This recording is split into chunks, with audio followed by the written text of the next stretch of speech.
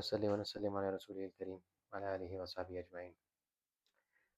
بسم الله الرحمن الرحيم. In continuation of what we were talking about earlier today,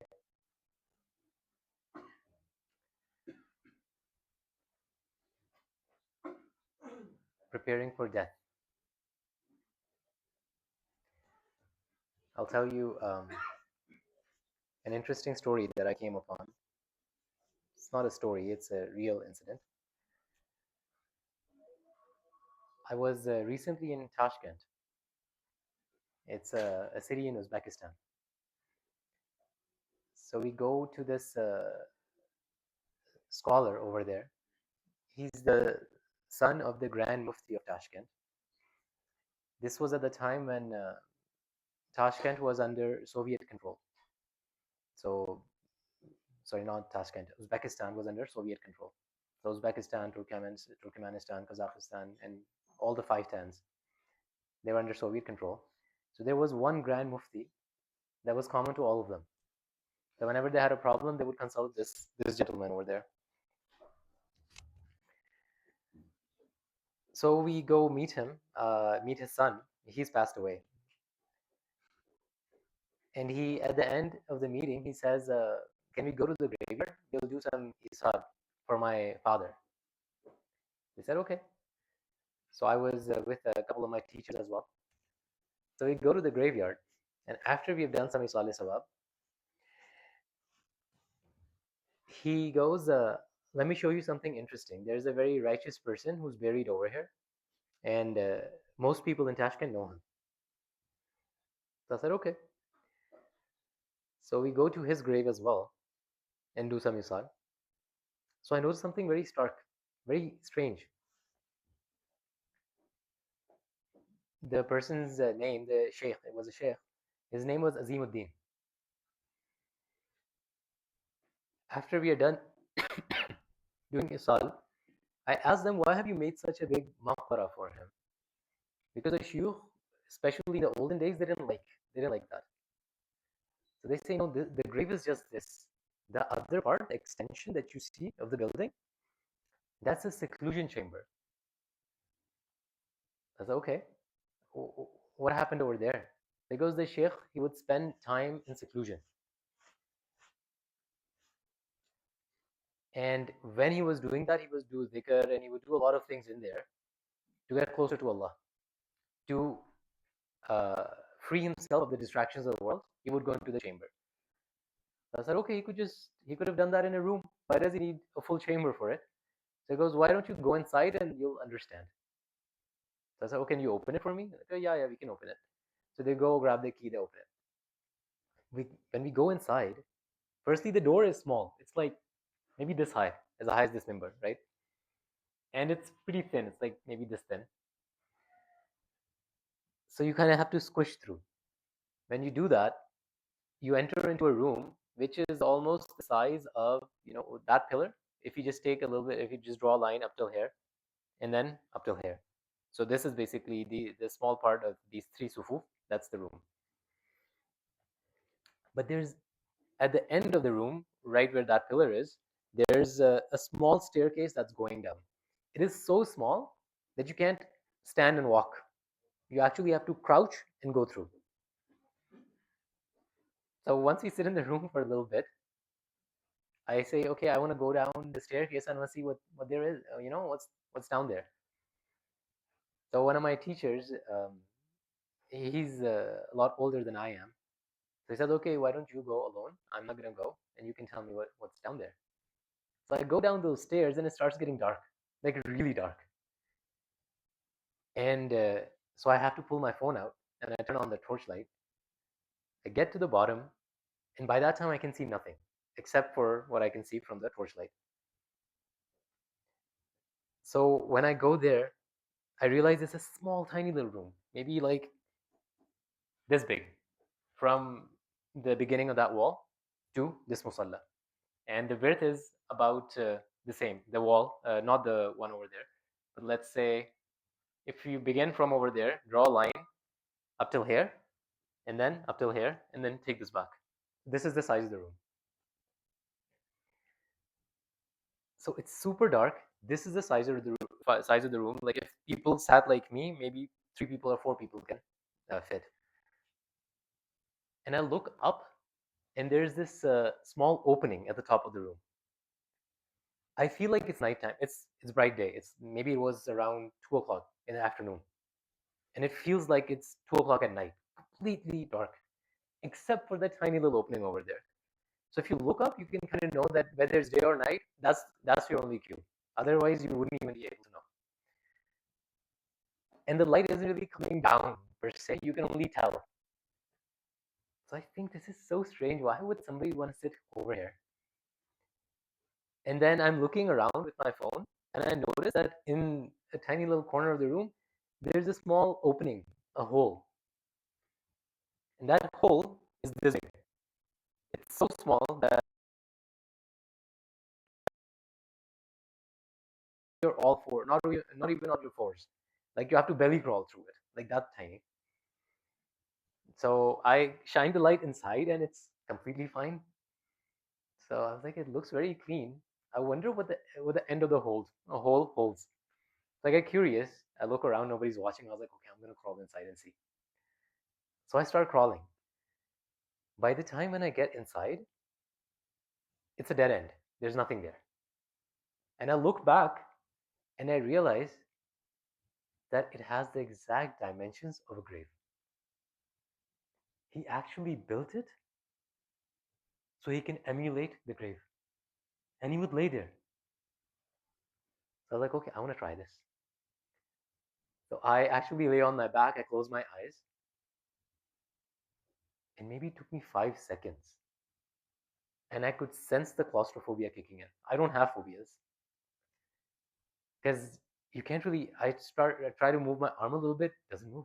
My right, my left, it's tiny. It's the size of a grave. I try to get up a little bit, and my head hits the top.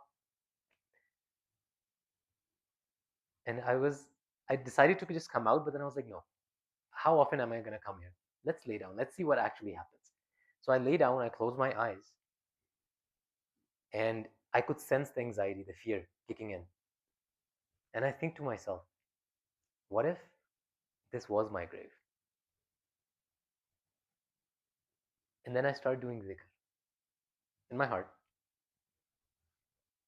And weirdly enough, it brings me back to the time after Fajr.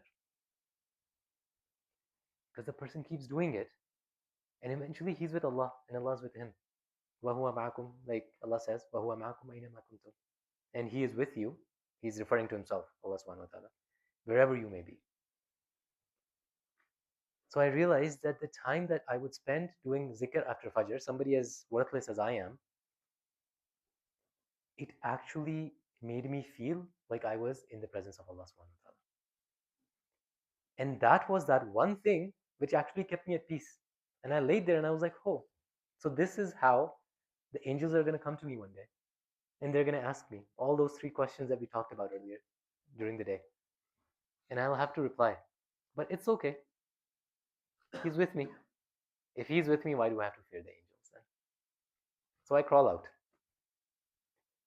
When I crawl out, there's one other companion with me. He's, mashallah, a big mufti over here in the US. So I said, Mufti Sahib, you have to go inside. He goes, I would never. I was like, how often are you going to come back to Uzbekistan? So I tried to convince him. And eventually he goes, okay, but if something happens, I was like, I'm going to turn on the light immediately. So he goes, okay. I will not mention his name, so, nobody knows who he is. So he crawls inside as well. And once he crawls inside, maybe like, just like me, 5, 6 seconds pass, and I hear, oh, the claustrophobia kicks in immediately. And it's very sudden, it's very strange. So I said, no, no, it's okay, look, I turned on the light. Just stay. And he goes, okay. And I turn off the light, and he stays there. And then he starts reciting. Like it's just a natural response. He starts reciting the kalima, and the full kalima, La ilaha illallah, wahdahu la sharika la, all of that. And at the end, Muhammad Rasulullah, all of that. And then he comes out about, I want to say, half a minute to 45 seconds later. And he looks at me and he goes, "Did you feel that as well?" And I'm like, "Trust me, I did. That's why I wanted you to go inside." He goes, "Okay." So we sit there in silence for a little bit. And then he goes and he grabs his son. He was like, "Go inside." He was like, "No, no, no, no. I'm never going to travel with you if you make me do this." And he stays there for a while. And then eventually he makes him go inside. And I guess he did go inside. But why am I telling you all of this? I came out, and it's been like 3 weeks, and the feeling still sticks with me. It's a very strange feeling. And I think back towards it, and I realize, at what lengths did these people go to prepare for death? He wanted to be ready for something that we spend our lives avoiding. So I asked the other people over there, the people, the caretakers of the graveyard, like, "Do you have a history on this guy? I just want to know how long he would spend in his seclusion chamber." So they go. Usually he would spend 40 days, and then he would come out. And this was his usual practice. So he would spend 40 days, he would come out, he was learned and everything, and he would spend his time, whatever, doing ibadah and dawah and all of that, and teaching. And then when he felt like he was being distracted again, he would go back. 40 days again. I don't know after how many months, they didn't have the exact details, but that's what he would do. So they would go to such lengths to prepare. So may Allah Azza wa Jal give us the tawfiq, give us the ability to actually think about the things that matter and prepare as well. I know it's a little late. Hopefully, since tomorrow is a weekend, most brothers will join us for Fajr as well, inshallah. Does everybody remember what they have to do before going to sleep tonight? Or is a reminder required? Everybody remembers? I feel like most people remember. Okay, inshallah. So definitely do that. Okay, okay, all right. So inshallah, tonight before we go to sleep, we find 10 minutes. We take 10 minutes out of our time without any distractions. No spouses, no children, no TV, no phone. We close our eyes and we ask ourselves this question: if Tuesday is my last day, Tuesday is the day I'm going to enter the grave. If this is confirmed, the grave is ready, I have 3 days until then. What will I do and where will I begin? What will I do and where will I begin? This is one thing. The second thing, if you want to add to it, is what things, actually just ask yourself, who are you? Who am I? And remember the answer that comes out. Just be honest about it, because if there's no honesty, there's no progress. If it comes out, if the answer is just a label given to us by society, like a doctor or engineer or entrepreneur or whatnot, then we probably don't have a personal identity yet, or we haven't deliberated on it much. Without these labels, who am I? In my own eyes, not in the eyes of the society, in my own eyes, who am I? These are the two things that I would request you to do. I will be here at least for the next 3 days, inshallah. I would very much appreciate if the brothers came to me. If they wanted to do it, if they want to do it individually, that's great. If they want to do it collectively, that's great as well. But at least do it individually. Come and tell me what the answers were of both the questions. Who am I? And if I were to die and enter the grave on Tuesday, the 3 days in the middle, what would I do? Where would I begin? Inshallah, everybody will try. جزاكم الله خيرا. سبحان الله وبحمده سبحانك اللهم وبحمدك نشهد أن لا إله إلا أنت نستغفرك ونتوب إليك.